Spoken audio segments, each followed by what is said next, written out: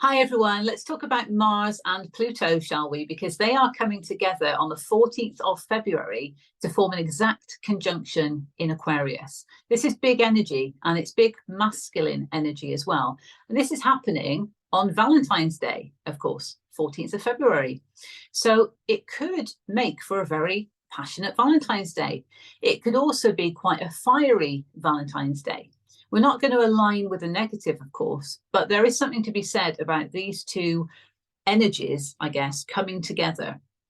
And you've got Mars that represents the warrior spirit. So, he's also known as the god of war, and Pluto is known as the god of the underworld and represents deep transformation. So they're both coming together. And it's the masculine essence within both to kind of get things done, not in a Saturnian way of a taskmaster type way, but this is about taking action to get things done. And in the case of Pluto and the transformation, this is all about getting things done, taking action to transform our realities. We've just had that super new moon in Aquarius, which was all about our intention settings and manifestations in terms of the reality that we want to create for ourselves. How can we create a reality that's new and innovative? How can we connect with others in new, innovative ways? And how can we feel free within our realities? What do we need to create to enable us to feel free, to be our unique selves? So we've had that, we understand that, and now this is about taking action. But I can't mention the two of them without sort of mentioning this fiery fighting energy as well. And that could be because of what's going on globally. Okay, it could heighten the energy for that. So that just needs to be said, but we're going to park that there because essentially this is about the masculine essence within us. We've got feminine and masculine within, regardless of gender or how we identify.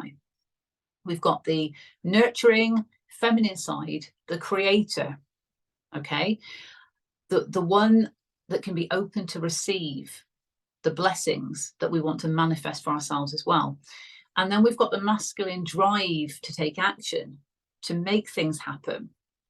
So of course, having the balance between the two is essential, but we do live in a 3D reality. We're navigating that all of the time. So things ebb and flow in that way. And where we might be a bit out of balance in one of those aspects, we're then kind of course correcting in order to bring ourselves back into balance, maybe needing to give ourselves a bit more nurturing, or maybe where we do need to take action on certain things. So the masculine energy here is very prominent because of Mars and Pluto coming together with this exact conjunction in Aquarius. Also with these two, I think of the tarot equivalents, okay, with the major arcana. And the ones I'm particularly drawn to for Mars is the Emperor. So this is all about that energy of a sovereign leader, that divine masculine essence, but a sovereign leader because he embodies all of the kings. So this is somebody that goes after what they want, has the courage to go after what they want. It's almost like having the courage of your convictions. I want that, I'm going for it. And then they exercise that drive to get what they want, to achieve it. And Pluto, when I think of the scorpionic energy, I think of the tower, which is the crumbling of the old in order to rebuild the new. And it's crumbling of the old that doesn't serve us. Structures that were never built on firm foundations. So it's a necessary tower, if you like, the profound transformation that's needed to build the new that does serve us. And we've been going through a lot of this with the Pluto retrograde, and of course now Pluto moving into Aquarius, this massive shift in terms of a new way of being, the age of Aquarius and all of this. It is about freedom and liberation. So what has been holding us back? Hence why we've been manifesting this new reality for ourselves. What does it look like? It could involve a step out of a comfort zone because it's new. So all of these things we've had to take into account as part of our healing journey, transformation journey. And of course, going back to the tower, it's about, okay, this has got to end in order for something else to begin. So the old needs to crumble in order for the new to be rebuilt. And very interestingly, this is happening in Aquarius, of course. So we've got those two energies, and then you've got Aquarius, which is symbolic of the star, Major Arcana Tarot. And that is very much about rebirth and healing. It's almost like a reset point, if you like, at that point of the tarot, because it comes after the Tower. So when you face that Tower and it kind of crumbles because it was never stable to begin with, and there is a need to rebuild, but from a fair foundation, from one that serves us, then that essence of the Aquarian star energy comes in to help with the rebirth and healing. So it helps us with that change. It facilitates that change in that way, but for our highest good, reset point. But we need that emperor drive in order to make that happen. Okay, we also need the feminine essence. Let's not forget the feminine essence, but we need the drive to make it happen, because we need to find the courage within to make it happen, and to recognize that without action, change is not going to take place. So these two coming together is heightening this energy, and it can be that sort of very heightened, passionate energy because it's deep.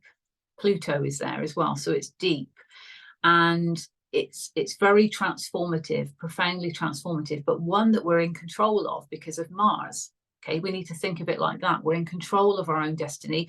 We're in control of our own reality. So what I feel with this is that we're actually being asked to perhaps create our own Tower moments here, understanding what does need to change. So in other words, we're already aware.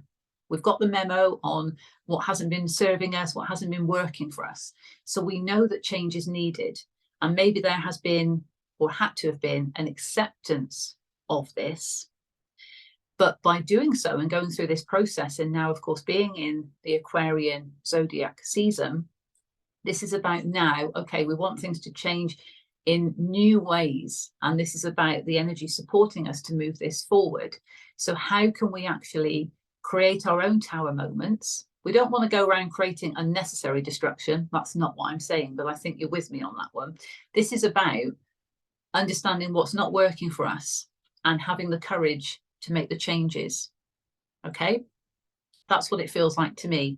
So with the two of them coming together, and I mean, Mars will be moving into Aquarius tomorrow, the 13th of February. Okay, and it'll be early in the morning for us in the UK GMT. I'll pull up the chart and show you.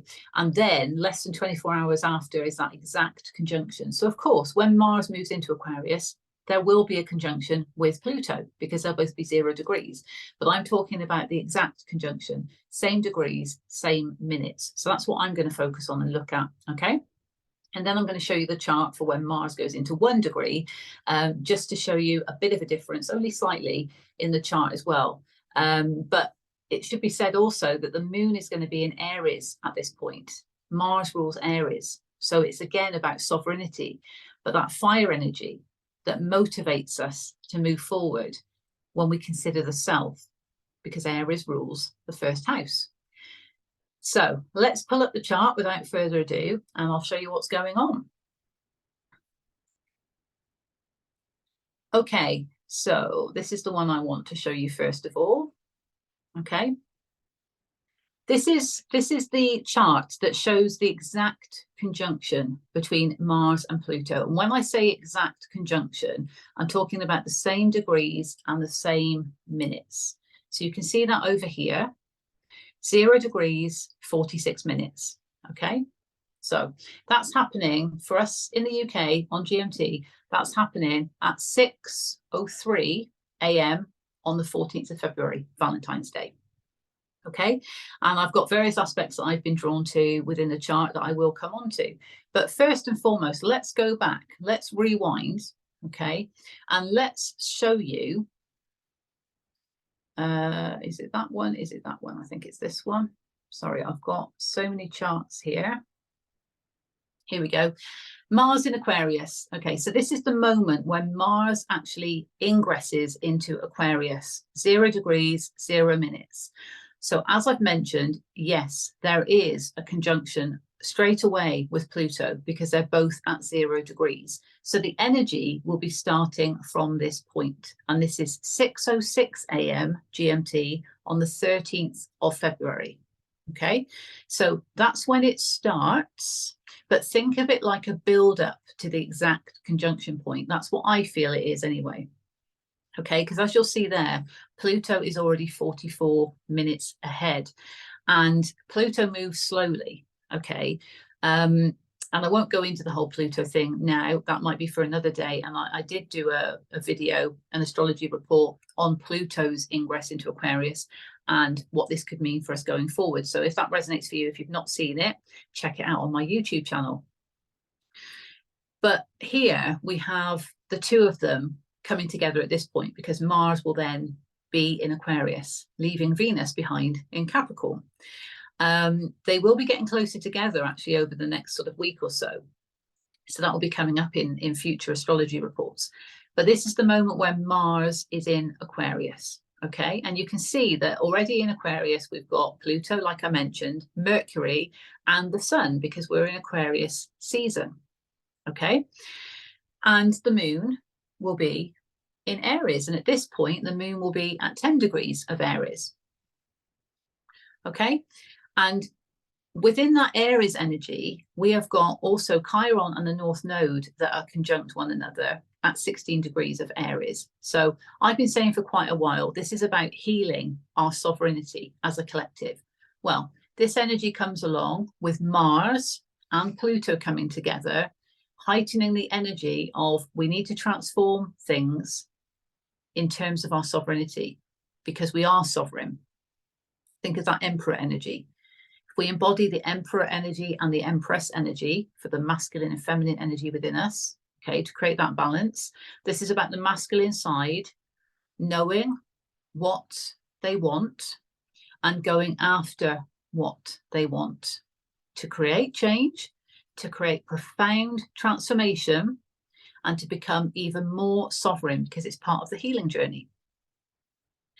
The Sun being in Aquarius is the soul essence of the cosmos, supporting what's going on in Aquarius. So not only is it supporting this union, if you like, of Mars and Pluto, it's also still supporting our communication, our expression, where that needs to open up in situations, how we can feel free in our communication with others to also facilitate change. Okay, so we've got the masculine drive of going after what we want in order to deeply transform situations and our reality, Pluto, and how we can feel liberated to express ourselves in this way, Mercury in Aquarius. So the soul essence of the cosmos is supporting this. So this is massive energy for us. Okay, and there's other stuff going on, of course, because the chart is just not one thing. We have to look at it as a bigger picture.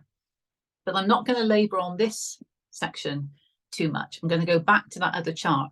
But essentially, this is where the energy starts to build when Mars enters Aquarius. Okay, so it's going to be that momentum of building up in the energy towards that exact conjunction, which is less than 24 hours after, because this is for GMT 6:06 a.m.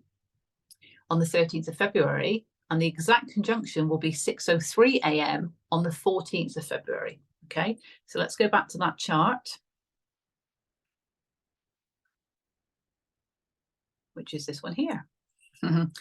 Okay, so this is where we have, yes, 0 degrees, 46 minutes, the exact conjunction. And at this point, looking at the aspects, okay, there are some similarities with what we've just seen, because there's less than 24 hours in it. So there's still going to be some similar alignments here with the aspects of the planets and planetary bodies. But there are a couple of new things that I was drawn to as well. And what we've got first of all is we've got this sextile between Mars and Pluto with Pallas. Okay, that's an asteroid. And Pallas represents love and beauty and is often attributed to goddess Aphrodite energy.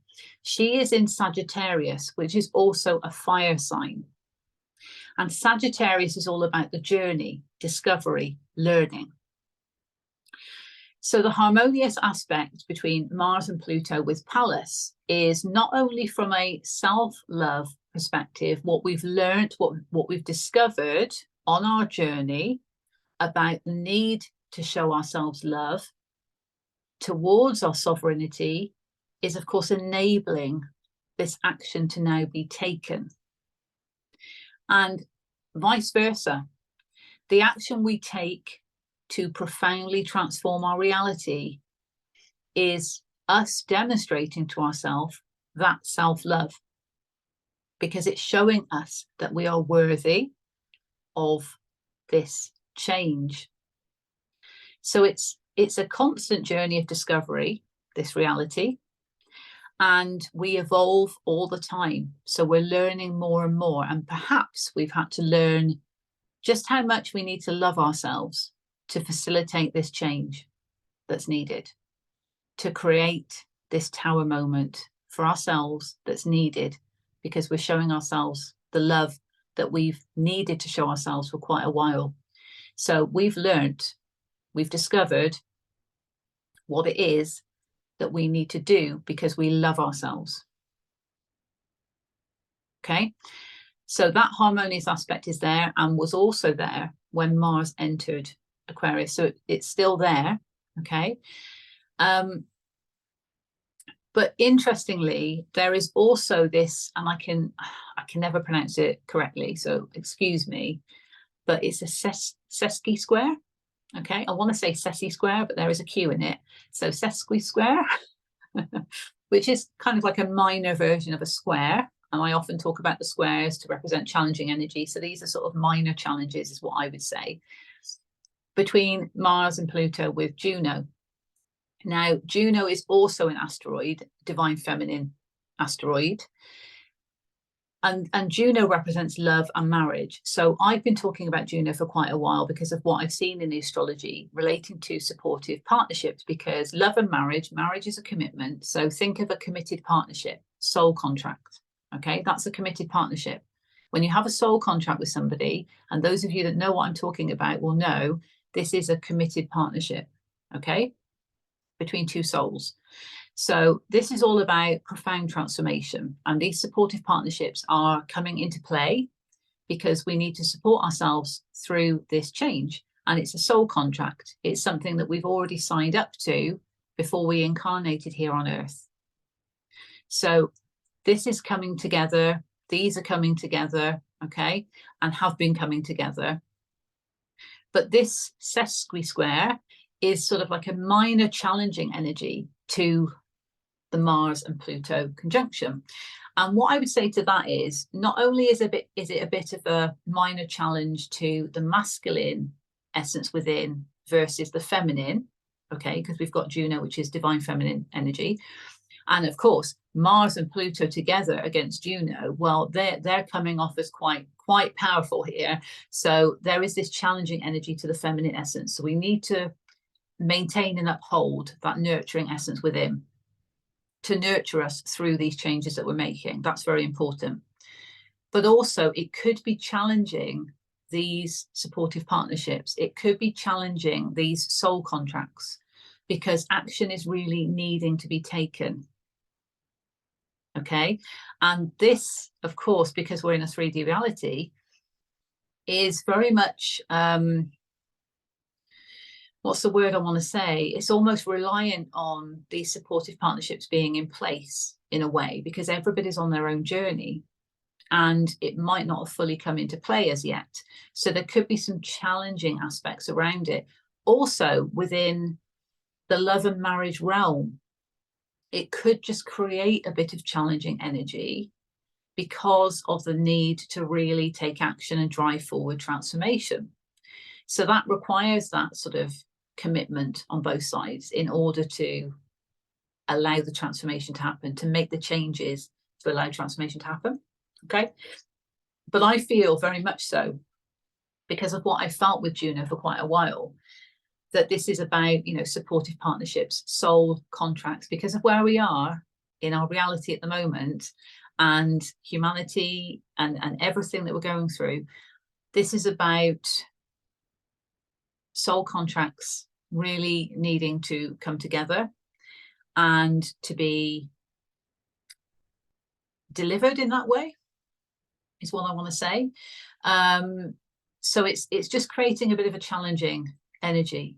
And maybe, because the other thing that's coming through to me, I don't know if I'm going to get the saying right, but it's kind of putting the cart before the horse is bolted. If I'm saying that wrong, excuse me, but it's kind of that hastiness to get things done. Whereas we do need to allow that feminine energy to nurture ourselves. Now, also, Juno is in Virgo. So there is this sense of kind of potentially being self-critical, but also wanting to get things in order, because there is perfectionism to Virgo, and perhaps there is this challenging energy because we want perfection, we also want change, and maybe we're trying to kind of control how that change is happening. Now, that probably sounds alien, because I have said that we need to be in charge of our own destiny. So we need to control the change. This is more about the outcome, potentially, and wanting to kind of see something in a specific way with that perfectionism, almost trying to control everything about it. Whereas really, with our intention settings from the super new moon, we know what reality we'll want to create for ourselves, but often we need to allow things to unfold. So as long as we take the necessary action, because we are aligned with that and we want to allow that deep transformation, some of it might still need to unfold. So again, that could just contribute to slightly challenging energy, but it's not a full square. Okay, so it's like minor challenging energy, but we can work with it by allowing that nurturing of ourselves and allowing things to unfold and not being too critical on where we are. We're making things happen. We're kind of taking charge of the situation with that Mars energy to allow this deep transformation by our own action. So we need to actually feel proud of ourselves for that and not being too critical of ourselves as well. So that's something else that I just feel from that as well. Okay. Now you'll see that there is a triangle in the middle, but it's not quite an exact triangle. Okay, and I'll come on to that in a minute, but that's the more harmonious aspects of the trine. And there's also another trine that I've drawn on there as well. But the burgundy pinkish line that you can see in the middle will show you that the sun is opposite Lilith. And Lilith is now in retrograde in Leo. And Lilith is feminine energy, but represents the shadow feminine. So Lilith will teach us about things that we don't want to face, our shadow, fears, wounds, and these can be deep things as well, because she can also teach us about our deep desires that maybe we don't want to look at for whatever reason, because maybe we don't feel worthy of them. And because she is feminine energy, there might also be deep-rooted fears about the feminine essence, so the power to create. Well, I can't possibly create that reality for myself, you know, things like that. And being in Leo, this is about being seen. So it's all about those kind of deep-rooted fears around being seen, about being recognized. And the opposition energy, which can be like a push-pull type energy, is of course between the sun at 25 degrees Aquarius and Lilith at 25 degrees Leo. So you've got fire energy versus air energy. And they're both 25 degrees. It's an exact opposition there. Okay, the minutes are different, but the degrees are the same. And it is about the challenging energy that this could bring to the soul that wants to feel liberated and free, but maybe has to deal with some kind of aspects, deep-rooted aspects of, well, if I want this new reality for myself, I'm going to need to show myself, which means I need to feel free and comfortable in who I am. And maybe Lilith is showing me where I felt like I can't be who I am. So I've got to deal with those, and I've got to heal that and transmute it. And that's all part of the transformation as well. Mars and Pluto step in, right, let's transform this situation. And you know, thinking of it like that, there could be something about wanting to be recognized for who we are. But on a soul level, you know, also wanting to feel free and liberated in our uniqueness. But we've got those fears around being seen for our uniqueness. So those need to be addressed as part of this transformation. Okay, and that all goes back to the love that we need to show ourselves. And we've discovered over this period of time that really we are sovereign beings, and we need to show ourselves that love by putting the steps in place that will enable us to have the reality that we desire, so that we can feel free to be who we are. Everybody should feel free to be who they are as a unique soul, everybody. So, you know, fears are at play and deep wounds are at play, and they need to be transmuted and healed, but they need to be accepted and acknowledged first, because otherwise it's just like pushing them further down. They're coming up, Lilith is allowing them to come up. We need to deal with them, and it can just be a bit challenging. Okay, so it could be that. And isn't it interesting, my eyes went straight over here at the top of the screen here, 11:11. So a very aligned moment. Okay, a very aligned moment for all this to be taking place. Not surprising, because of the exact conjunction. That's very aligned, isn't it? So it's pivotal that we need to get on board with this, and we need to understand that we are worthy of being seen, we are worthy of being recognized, and also that true expression of our soul essence. That's Leo energy as well, from the heart space. Leo rules the 5th house. That's the heart space, that's the love house. So let's eradicate those fears and understand that we are worthy of this. Okay, now let's move on to the trines. Let's move on to the positive energy here. We have got the sextile, that's positive, but let's look at the trines. So I've just mentioned Lilith, and there is a trine from Lilith to the moon. So even if it might be a bit challenging within the soul to recognize these areas where fears might be coming up about being seen, the moon being in Aries is motivating us to work through them, is motivating us to do the shadow work. Because you've got Aries energy there, you've got Leo energy. So that sovereign aspect of ourselves is almost being activated in order to take this seriously and to really try and get over these fears around being seen because of our sovereignty. Now, of course, I've mentioned that Chiron and the North Node are there. So the North Node is our purpose, where we're heading towards, and Chiron represents our healing journey. So they're both in Aries for the collective. Okay, so your chart is going to show where your Chiron and North Node are. But as a collective, this is about healing our sovereignty. And 1616, that angel number might be significant. Of course, it reduces to 77, very spiritual. But that being said, this is about healing our sovereignty. So the moon being there supports our emotions and our feelings in that, because it's the moon. And how we feel about our sovereignty, or even the desire to step into our sovereignty, because it's part of our healing journey, is working in harmony with the shadow aspects, with the shadow work, and vice versa. The shadow work that we are doing to address these fears around being seen is healing our sovereignty. And we're feeling more motivated and more empowered to move forward. Okay. Now, the other trine that's going on, and I mentioned before, it's not a complete triangle, and very interesting how I've drawn this on here. Okay, now, those of you who don't know, I'm a Pisces, so I go a bit all over the place, but I always end up circling back. This is just how I am. I'm kind of up in the ethereal realms quite a bit. But what I've just been drawn to here is the fact that how I've drawn the triangle, which is not very straight at all, there is a gap here. And that's for a reason, because I said it wasn't a perfect triangle, because there's a trine that involves Mercury, 14 degrees Aquarius, and there's a separate trine that involves the sun. So there is a gap, okay? But what does that gap, what do those green lines point to? One, what's that all about? The self.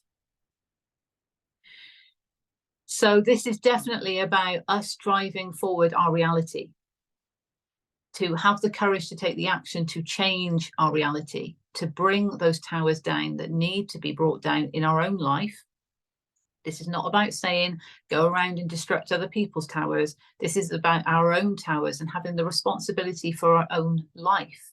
That's also going to heal our sovereignty by doing that. Yeah. So here we've got Mercury in trine to the South Node in Libra. South Node in trine to Vesta in Gemini. And Vesta in Gemini in trine to the Sun in Aquarius. So that's what I mean. It doesn't fully join up as a triangle. Okay. The only one here that kind of is a constant is the South Node, which does actually symbolize where we've come from and can be attributed to past life. So South Node in Libra, we're wanting to build a fair foundation for our lives. One that's balanced, one that's harmonious, one that's fair, okay? One that's equal, one that's a bit, I'll get my words out. One that's reciprocal, and addressing everything that we've had to address on our healing journeys. Okay, we're wanting to close things out and then build this fair foundation. We want things to be fair in our lives. Of course we do. We want balance, but also any past life karma that we've had to close out, situations we've had to go through to cleanse karma, to heal karma, to close them out once and for all in this lifetime. Again, to lay a fair foundation to bring that divine justice to those situations. And there was a lot coming up in the astrology about that, and that's been quite intense. For anybody that's resonating with that, that's been quite intense. So yes, we're striving towards our sovereignty as a collective because the North Node is in Aries. And we want to strive towards our sovereignty from a fair foundation, okay? One that's balanced. So I mentioned about the tower moment that we're creating for ourselves, and that is about bringing down the tower that's not on a fair foundation so we can rebuild from the new. So this is exactly what this is pointing towards, okay? And Mercury in Aquarius being in trine to the South Node in Libra is saying that where we understand where our reality needs to change to restore balance at the foundation, okay, where towers do need to happen, to then rebuild from that fair foundation.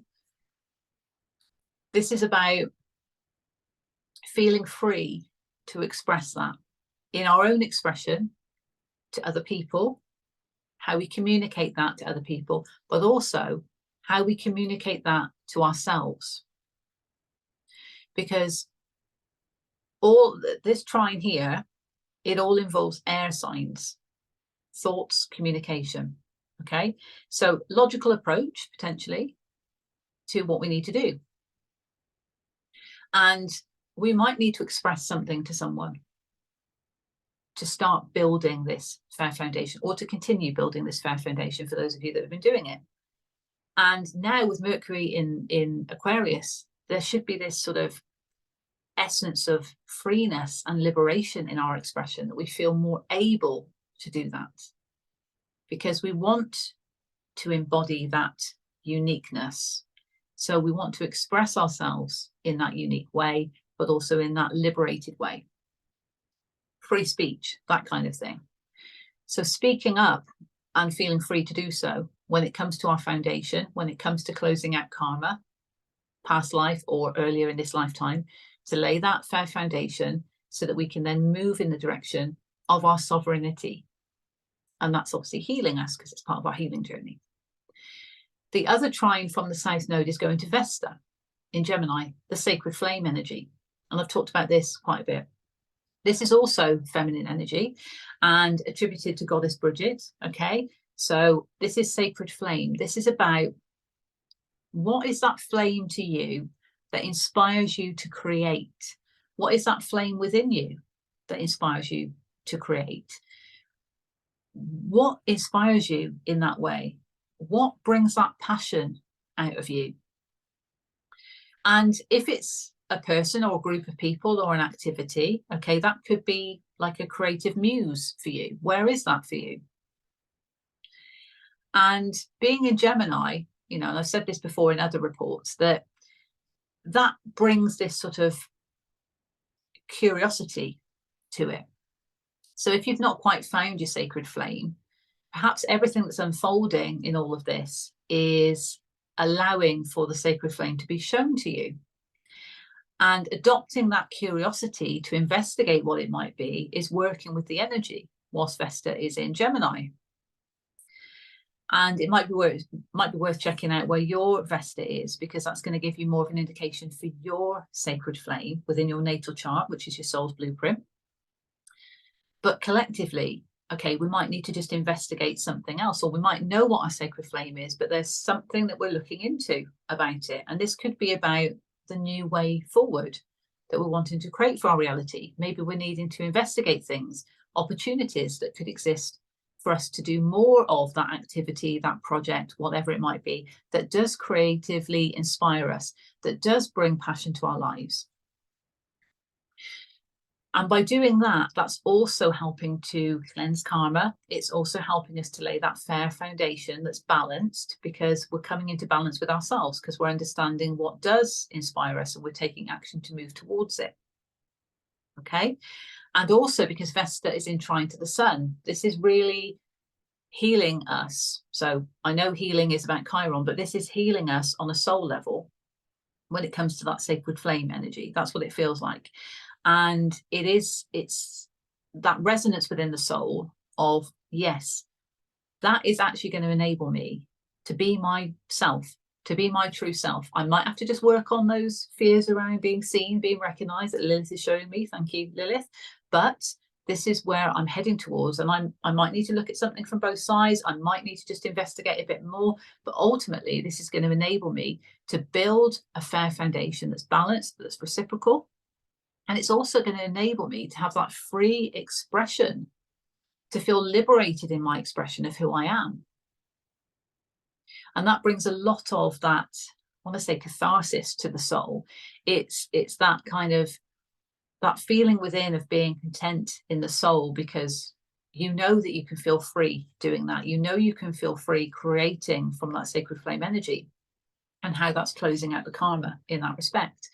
And we know that the shadow work, even though it's there, we've got to address any issues where we don't feel like we can be recognized for what we want to do. The moon is motivating us to do the shadow work, to overcome that, because we know that we want to manifest new in our lives. We want to experience new in our lives. We want to feel free to be ourselves.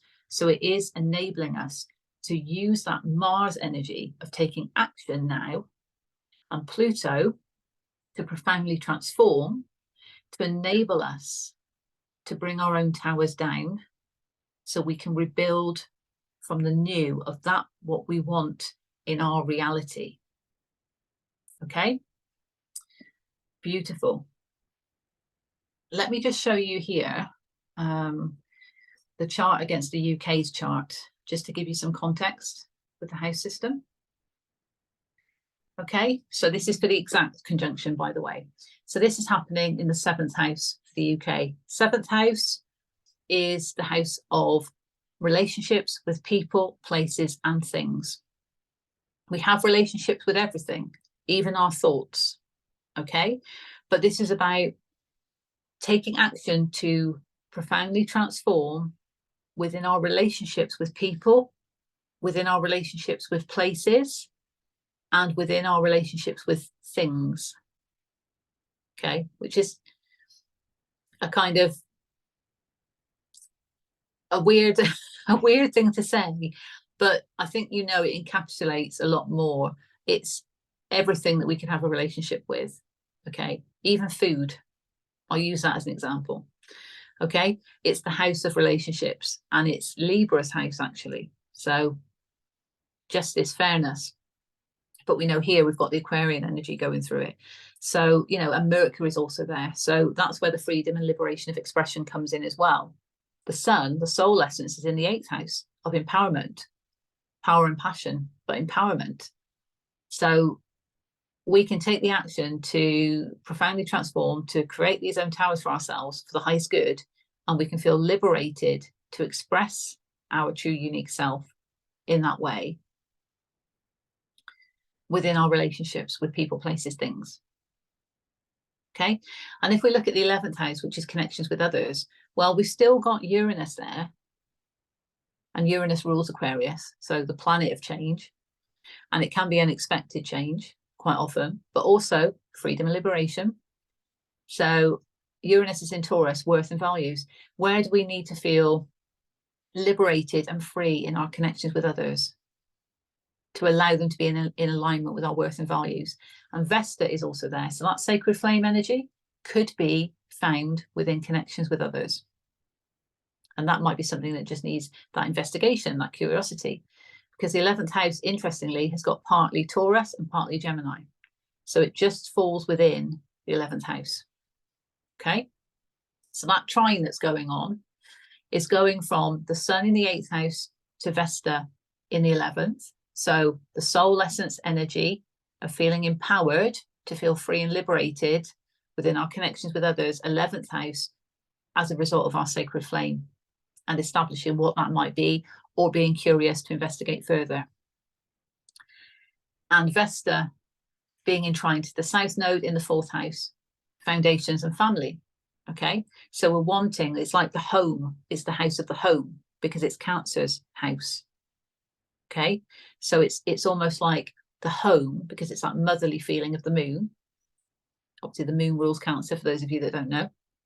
So this is about foundations being laid that are fair and balanced and reciprocal when it comes to our home situation. And I don't just mean our literal home situation, it might apply, but think of you, your soul, as your home.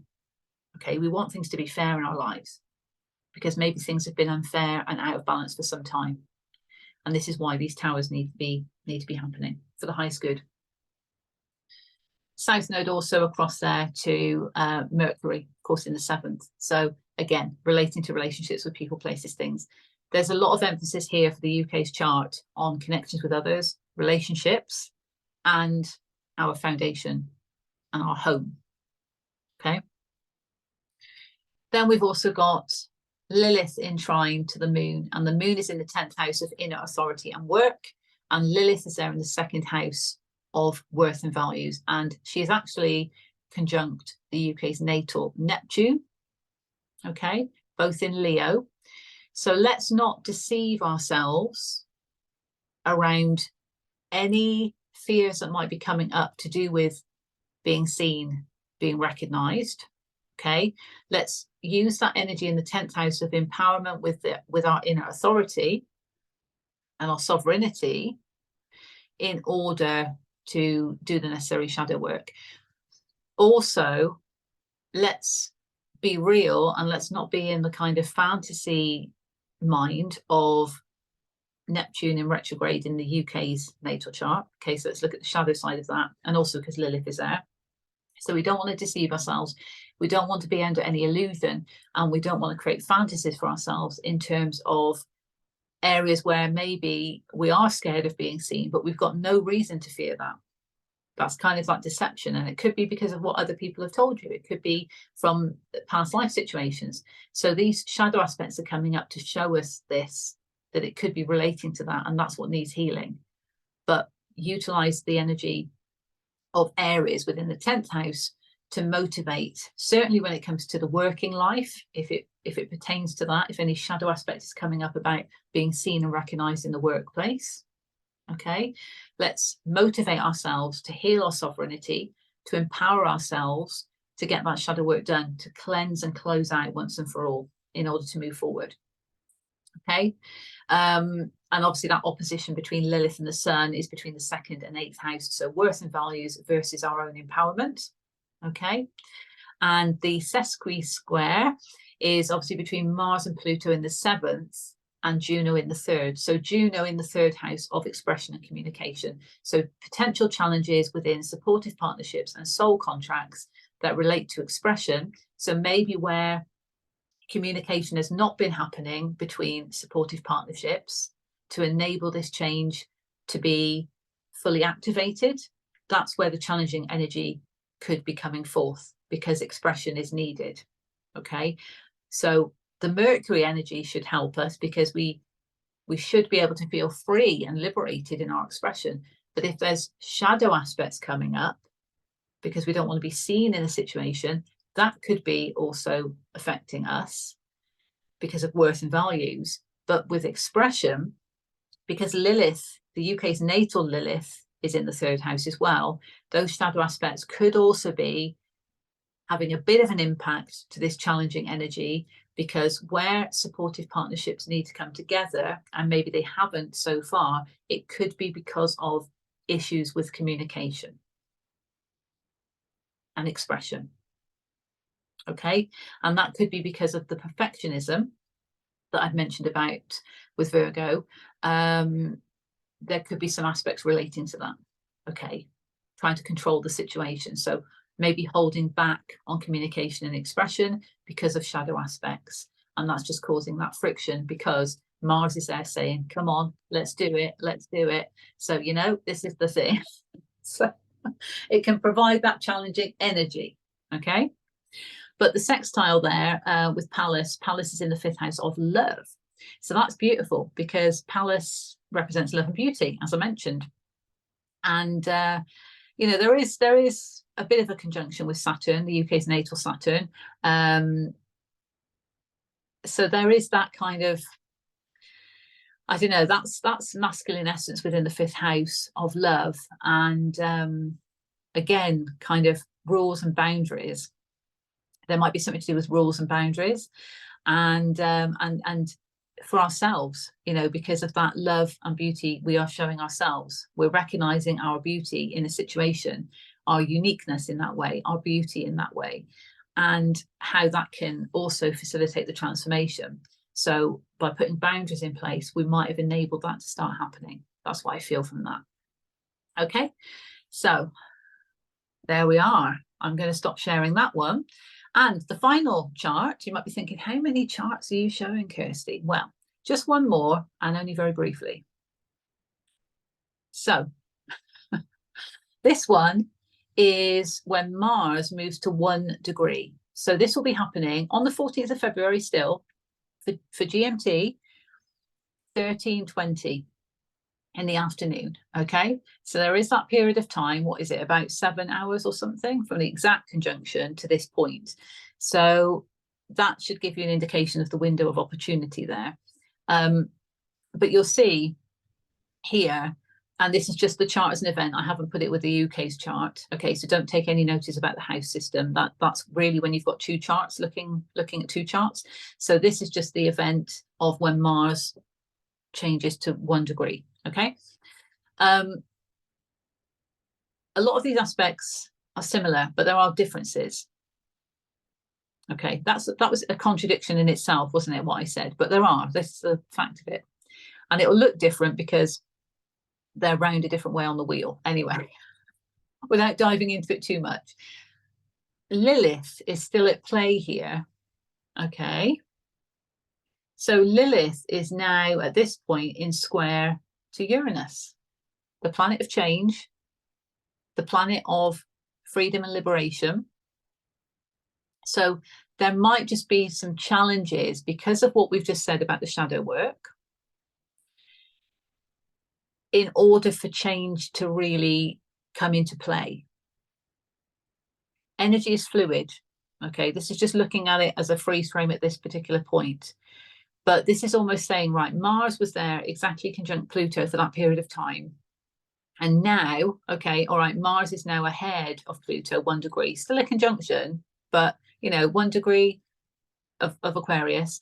So this is about, right, okay, we've got to face this change that's needed. So the shadow work is essential to this, but it relates to worth and values. And that's what can be challenging, because we've got to overcome shadow aspects of fearing of being seen, fearing of being recognized, fear of being that true authentic expression of self from the heart chakra. And often those shadow wounds arise because we don't feel worthy of certain things. This is about working with the energy to overcome it and looking at the trine that still exists with the moon. And the moon is still in Aries at this point, but getting to the final degrees, folks, 28 degrees. Only one more degree to go. And then the moon will be moving into Taurus. So this is about still needing to motivate ourselves with that sovereign essence within, okay, to work through the shadow aspects. And there's also, going back to Uranus, there is a trine that's going on with Juno and the pot of fortune, pars fortuna. But there is a square that's going to Venus. So these were what I was drawn to with this particular chart. So this was interesting because Venus is still in Capricorn at this point in time. Earth energy.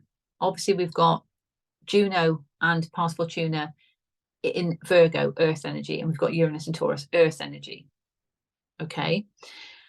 But there is more of a need to be grounded when it comes to the feminine aspect within of Venus, in terms of where we're investing our time, our energy, our money, our attention, our love, and how that relates to those supportive partnerships. Are we giving enough time, energy, attention, love to these supportive partnerships? Or are there challenges because maybe we're not? Or are there challenges because we're giving too much? Or are there challenges because we haven't got a clue what to do with it? So this is about understanding, again, with the Venus energy, where are we investing that heart space energy? Of course, we're wanting that reciprocity. So that could also be at play here. There might not be a reciprocal energy, and that could be why the square is there to indicate the challenge. But so interesting that pars fortuna is there at that particular moment, because pars fortuna moves quickly. So this is a freeze frame, as I say, of the cosmos, and is 18 degrees, the same degrees as Juno.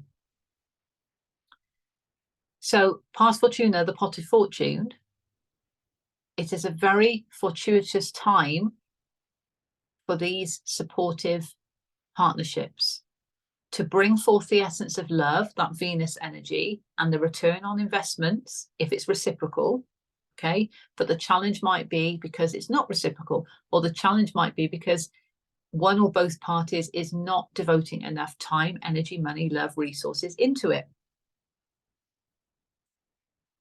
The trine is to Uranus.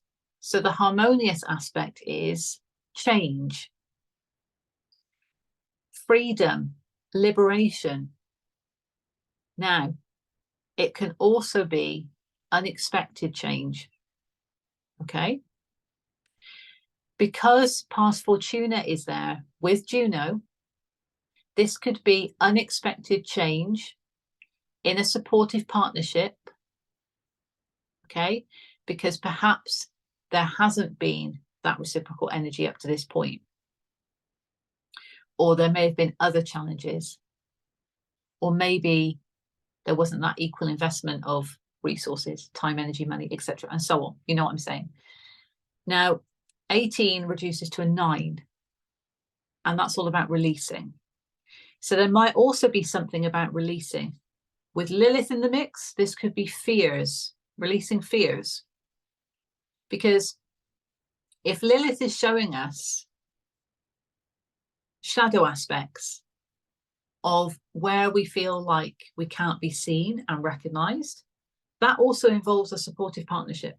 That also involves a committed relationship.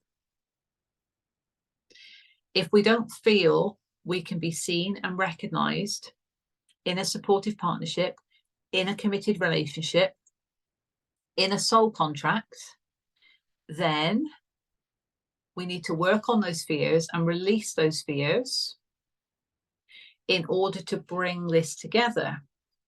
So unexpected change might be on the horizon once shadow work is completed, or this could be the result of the tower moments that I spoke about. Because the tower moments in tarot, and I know I'm blending the two, but I'm very drawn to it, you see, with the Pluto energy, it can also be unexpected change. Because if we don't create our own towers because we're aware change is needed. We know that this isn't working, but we're willing to make the effort to rebuild anew. The universe can often provide those tower moments because it's all in accordance with divine timing. And if supportive partnerships are meant to come together, and trust me, with this Mars and Pluto energy, this is heightening the energy to take action, to move forward. This is all about moving forward in new, innovative ways. This is all about healing our sovereignty, okay? We need to heal our shadow aspects, of course we do, but there might be some unexpected change on the horizon when it comes to these supportive partnerships, because past Fortuna is there, so it is a fated and destined moment, okay? And if that change hasn't happened, then it might need to happen. The universe might make it happen, okay, to bring the supportive partnerships together or to solidify them if they're already in place, yeah? Because this is all about the Venus energy here as well. It's about the feminine energy of being open to receive as well. So maybe one or both parties is not being open to receive. So the universe might make that happen. And that's where the unexpected change comes in. So it's all for our highest good. But if we've got fears around being seen and recognized, that includes partnerships. It's not just about being seen on stage or being seen on TV, you know, in that kind of way. This is about being seen for who we are at the soul level as a unique individual, and feeling worthy, of course, of ourselves in that way. So the shadow aspects are coming up to highlight if there's any fears around that.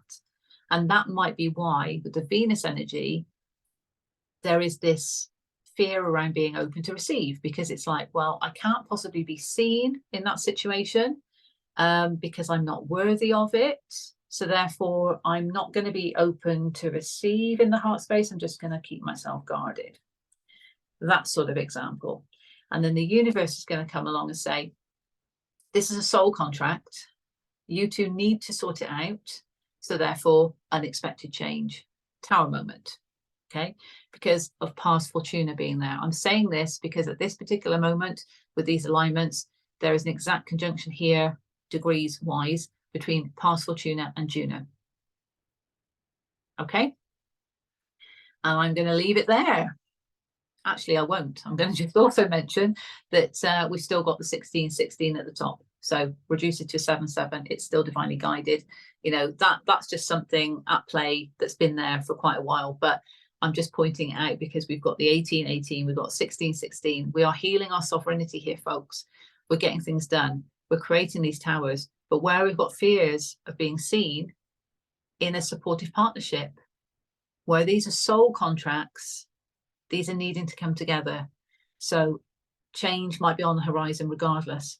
It's better for us to be in control of the change, okay? But understand this is for our highest good.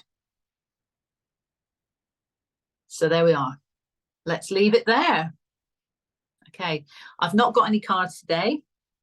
I thought I'm not going to pull any cards today, okay, for extra messages, because I think that's quite a lot of messages. Essentially, Mars is going to be in Aquarius for about 31 hours.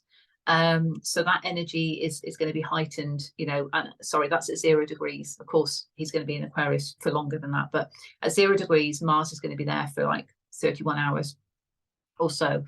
And there's about 7 hours or something when there's that exact conjunction to the point of then going at 1 degree. So it feels like kind of small window of opportunity where this heightened energy can work for us. And as I say, it's Valentine's Day. So I've mentioned there about supportive partnerships, committed relationships, and it could simply be indicating that, you know, this is about a passionate spark or ignition within a committed relationship that already exists. But it could also be saying that if there is a supportive partnership that needs to come together and there are fears around receiving that or being open to it because of not feeling worthy enough and so on, this is about healing the shadow aspects in order to allow it to come forth, because this is about destiny, and with pars fortuna, you know, fated, destined in that respect when it comes to committed relationships. And when I say Juno represents love and marriage, okay, this is not to scare anybody that is like, okay, I can't be in a connection because I don't want to get married. This is not saying that at all. For me, I feel it's more about committed relationships, and that can be a friendship, you know, because when you're in a committed friendship in that way, that is still a bond, but it's one where you know that you've got each other's back. And this is what this energy is saying, okay, but there needs to be this openness to receive from the heart space and to overcome any fears that are blocking that, potentially blocking it, okay?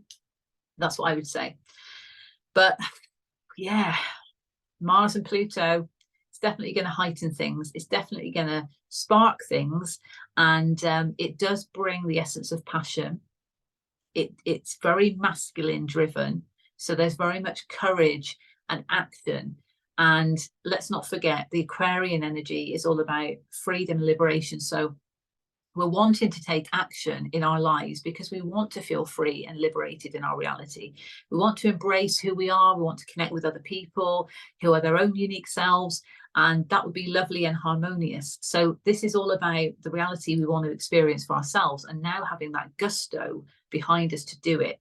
And as I mentioned, creating those own tower moments for our lives, for our highest good. Not destructing other people's, because it's our life we need to focus on. There were so many reminders there about the self. So we need to really own that emperor or empress energy and know our worth and values, ultimately, like the empress, but also engage that masculine drive of taking action to pull down our towers that are not working for us, even if that's a tower of fear. That's how simple it can be. And it's not to make light of it, but this is saying that change is needed, and the change might be to overcome fears, right? Let's pull that tower down.